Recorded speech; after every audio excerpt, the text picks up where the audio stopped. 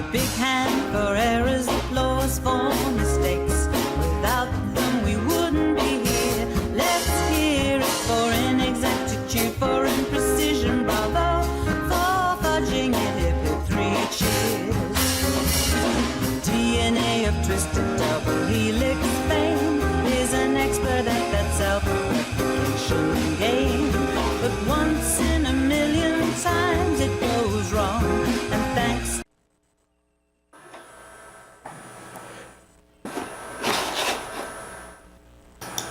This Labor Day weekend, join us for the 53rd Annual ISNA Convention in Chicago from September 2nd through September 5th with renowned speakers, MINA sessions, MSA sessions, 500 booth bazaar, community service luncheon, meet the author, karate competition, entertainment, and much more. For more information, visit isna.net.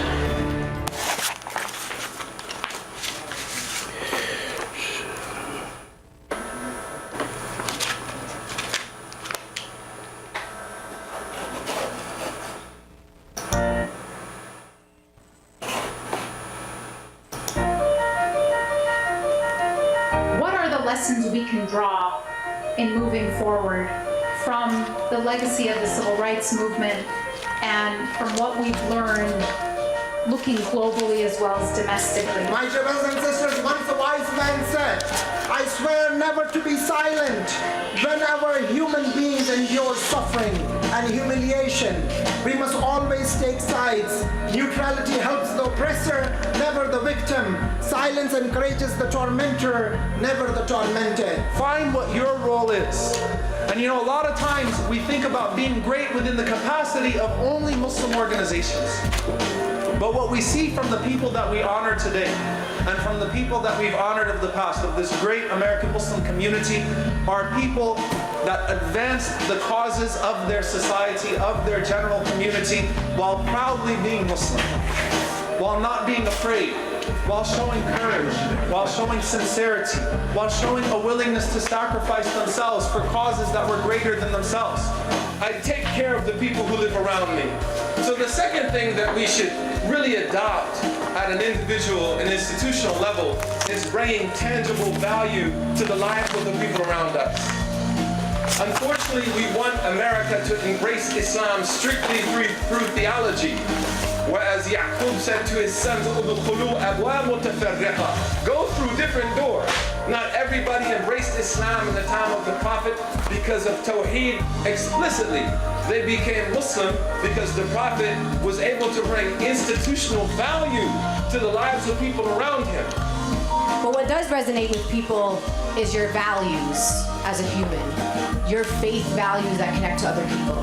Stay connected to ISNA to find out when the Striving for Justice conference tour is coming to a city near you, and I will see you there, inshallah. Assalamu alaikum.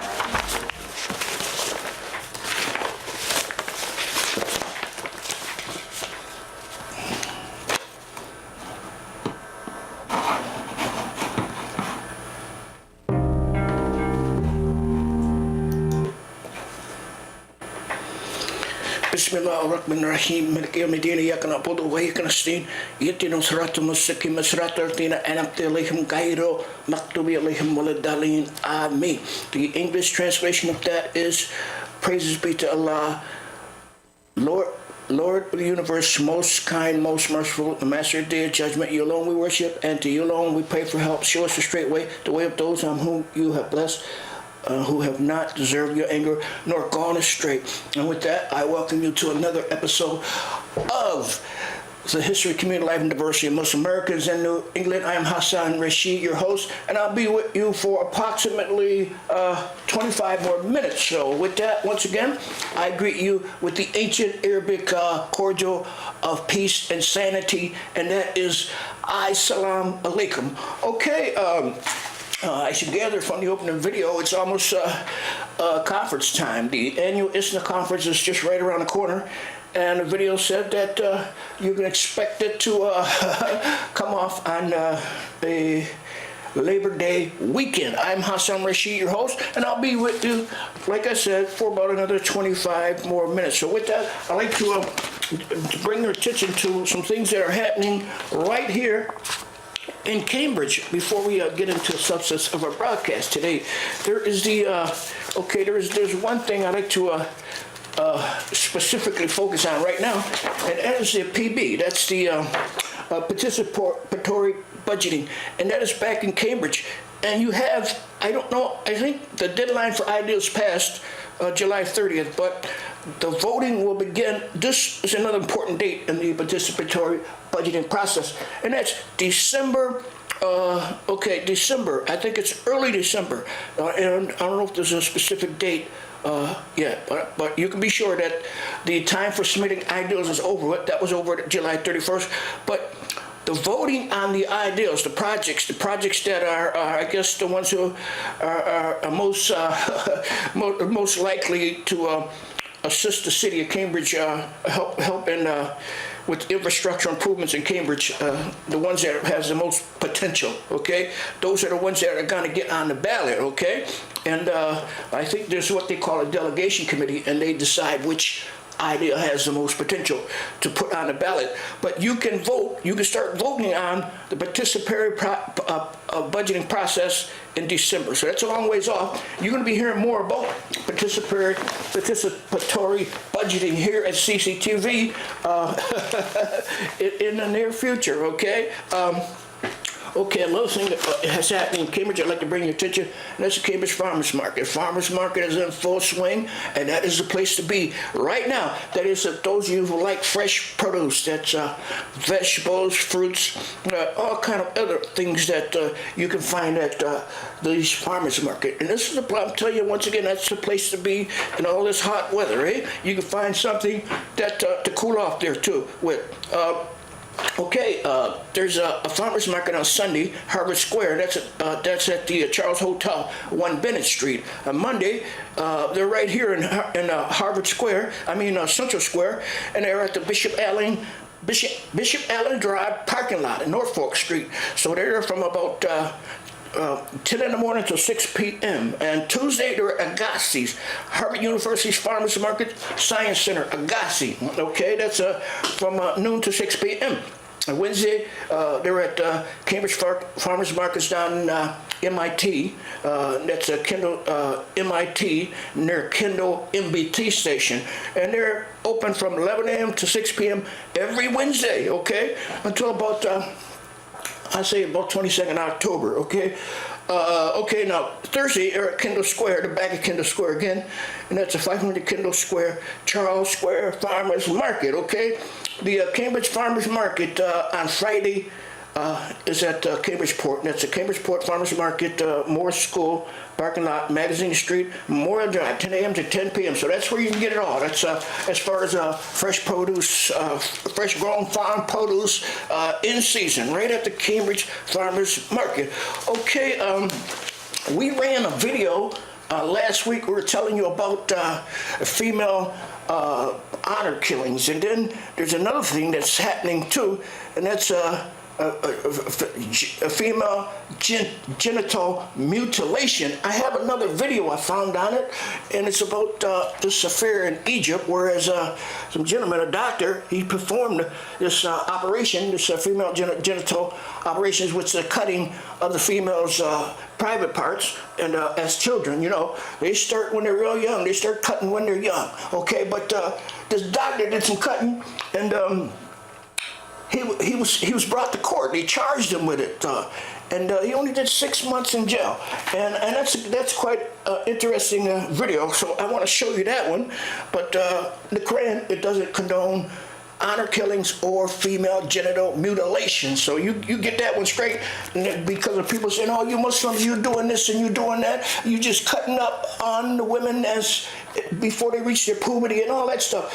But that's not true. Muslims did not condone those kind of things. And once again, the American society, the Americans must understand they're being misconstruing what Muslims are all about, okay? And that's what we're here for, to bring you some clarity on what Islamic community life is all about. This is a history, community life, and diversity. Muslim Americans in New England. I got another video I want to run for you. I'm Hassan Rashid, your host, and I got another video. If time permits, we're going to try to get this one on about this female genital mutilations. Okay. We all know that person. The one who never gives up and never gets down. The one who remains cheerful in the face of tough odds.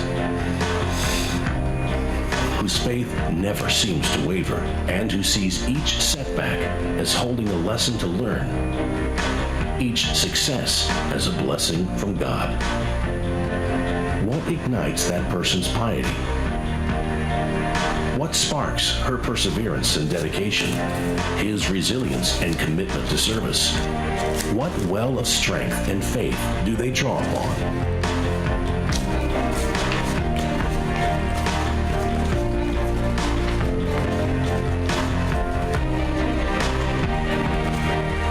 At ISNA, we believe that these qualities can be nurtured and grown. We believe that coming together to share our stories, our experiences, our challenges and successes, or our knowledge of the Quran and the Prophet's example can help all of us become stronger, more resilient, and more faithful. And we believe that coming together to do good work and to serve others builds those qualities at the same time as it builds relationships, communities, and a better world. This is our 52nd year of the Islamic Society of North America. We began with establishing mosques, opening Sunday schools, full days, full-time Islamic schools, and other things. One of the worries we had was when you don't have that much of a community, will our children know that this is the month of Ramadan? It is amazing today how these things have ultimately worked out. Ramadan has become an American word in the American vocabulary. 21 years ago, I became a part of my local community because I was encouraged, inspired, and supported by ISNA.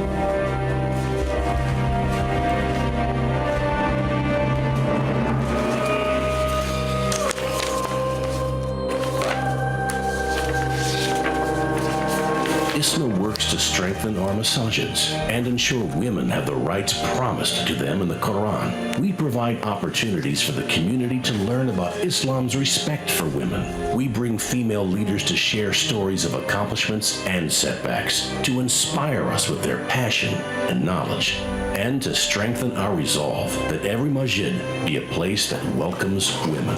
We see the issue of the inclusive mosque not as a woman's issue, but a broader community issue. And again, ISNA is taking the leadership on this. They are providing a platform to talk about the issues and also to reach into the communities to provide leadership and resource materials for communities to grow and develop. Okay, that's the ISNA section of Islam, the ISNA community, and they're having their annual convention Labor Day weekend, so you keep that in mind. Now, we're going to try to get back to that video in a minute, but I'd like to bring to your attention something that happened in Maine here. That's Maine. Maine sheriff investigating whether Muslims' rights violated. Okay, a Maine Sheriff Department is investigating whether the rights of Muslim protesters were violated when they were booked into a county jail.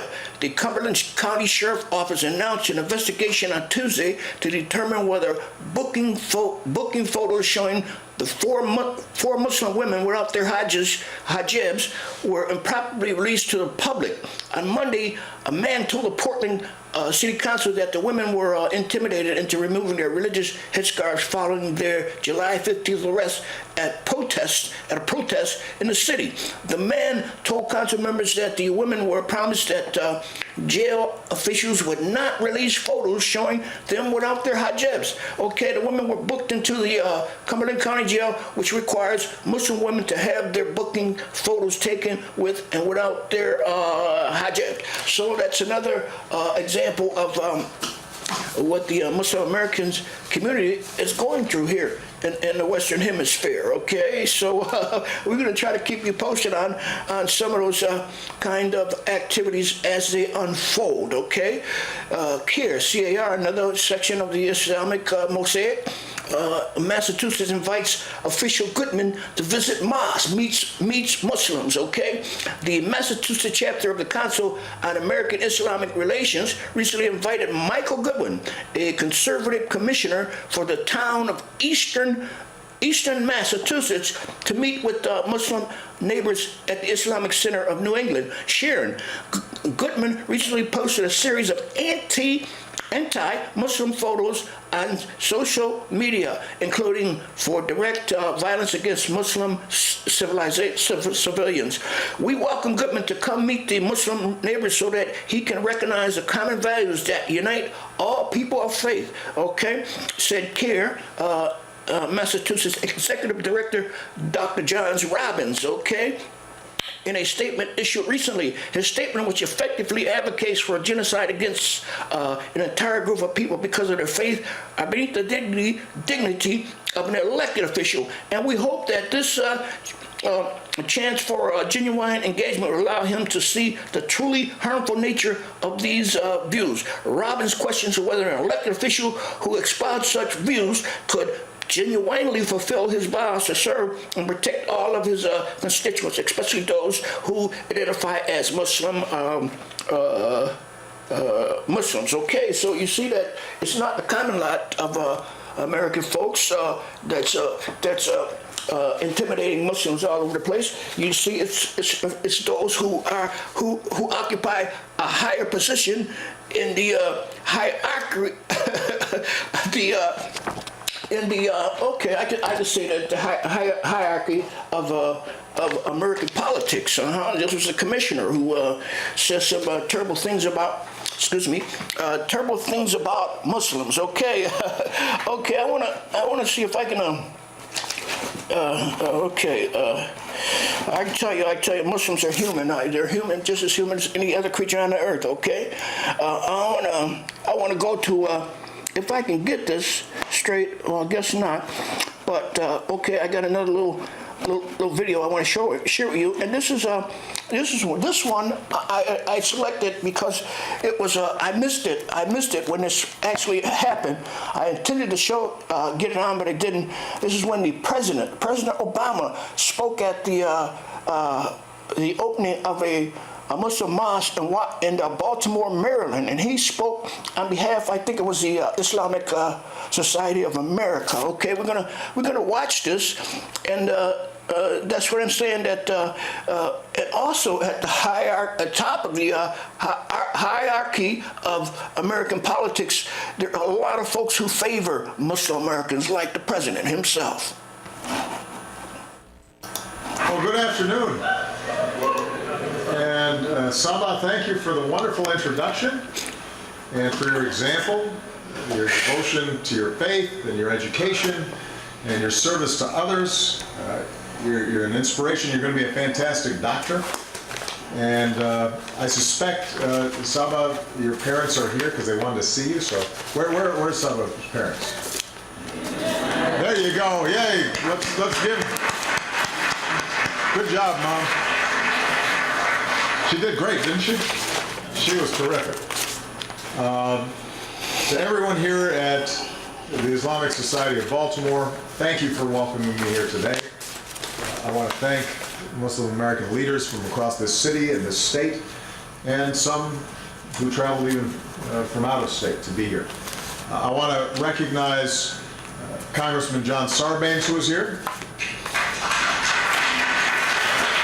as well as two other great leaders in Congress and proud Muslim Americans, Congressman Keith Ellison from the great state of Minnesota, and Congressman Andre Carson from the great state of Indiana. Now, this mosque, like so many in our country, is an all-American story. You've been part of this city for nearly half a century. You serve thousands of families, some who've lived here for decades, as well as immigrants from many countries who've worked to become proud American citizens. Now, a lot of Americans have never visited a mosque. To the folks watching this today who haven't, think of your own church or synagogue or temple. And a mosque like this will be very familiar. This is where families come to worship, that express their love for God and for each other. There's a school where teachers open young minds. Kids play baseball and football and basketball, boys and girls. I hear they're pretty good. Cub Scouts, Girl Scouts meet, recite the Pledge of Allegiance here. With interfaith dialogues, you build bridges of understanding with other faith communities, Christians and Jews. There's a health clinic that serves the need, regardless of their faith. And members of this community are out in the broader community, working for social justice and urban development. As voters, you come here to meet candidates. As one of your members said, just look at the way we live. We are true Americans. So the first thing I want to say is two words that Muslim Americans don't hear often enough, and that is thank you. Thank you for serving your community. Thank you for lifting. Okay, we'll try to get back to the president in a few seconds. First, I'd like to bring, once again, I have to get your attention once again about something that's going to happen pretty soon here in Cambridge. That's the CPA. That's CPA. That's the Community Preservation Act. Invite you to a public hearing regarding the allocation of fiscal year 16 Community Preservation Act CPA funds. CPA funds may be used for affordable housing, historic preservation, and open space. At this hearing, the CPA committee will accept public testimony on how CPA funding should be allocated for housing, open space, historic preservation for fiscal year 16. The CPA committee will make its funding recommendation early September, so they want you to be there when they do that, when they make their recommendations for what they want to do with this CPA funding, okay? That's committee will make its funding recommendation early September, Tuesday, August 25th, 2015, 6 p.m. Sullivan Chamber, City Hall, 795 Massachusetts Avenue. So don't miss that one, okay? And another thing, since we're on the subject of Islam and politics, the name of, I only have the acronym here, but okay, I'll just, okay, I'll give you the acronym. I don't have a name. It's the USCMO. Okay, they invite you all to come out and participate in voting this year. They want 1 million Muslims to vote this year, okay? The election fever is gaining steam, and the American Muslim community is in the eye of the storm. Thanks God, the American Muslim community is also responding to the challenge this year, and since the announcement of One American campaign. So this campaign to get a million Muslims out to vote this year is entitled One American Campaign. One American Campaign. So, and I support them. I do also feel that Muslim Americans should get deeply involved in the electoral process. They got a Muslim city councilman up in Portland, Maine. They got one right here in Cambridge, Mass. And there are other Muslims serving in the political arena, okay? But okay, now this is a One American Campaign, and mosques in America have organized more interfaith iftar programs in Ramadan than any other previous years. More and more mosques and local Muslim groups are organizing other voter registration events. Okay, I'm going to cut that one short to remind you that also Labor Day, there is another annual Muslim convention being held in the Chicago area, and that's the 27th annual Muslim convention, which is put on by the Mosque Cares, the ministry of the late and great Imam W.D. Muhammad, okay? So that's September 2nd to 4th, 2/16 at the Tinley Park Convention Center in Illinois, and you're going to be hearing more about that as we bring you the history, community life, and diversity of Muslim Americans here at CCTV. And don't forget now, Backlot Barbecue is just around the corner too. So you can come on in to CCTV 438 and inquire about tickets for this event. That's Backlot Barbecue, and it's loaded with entertainment, food, etc., etc. Fun, fun, fun. Okay, I'm going to get back to Mr. Obama, but first I'd like to remind you that superior wisdom can never be subjected by inferior wisdom. So until next time I see you, I want to just leave you once again with the cordial of peace and sanity, and that is Assalamu alaikum. Okay, and don't forget now, the crescent moon is out this week, so it's nice weather. Get on out to the countryside or wherever you go and enjoy the weather and the nice scenery in the sky also. Okay, I'm Hassan Rashid, your host, and once again I leave you with the greetings of peace and sanity, and that is Assalamu alaikum. The lives of your neighbors, and for helping keep us strong and united as one American family. We're grateful for that.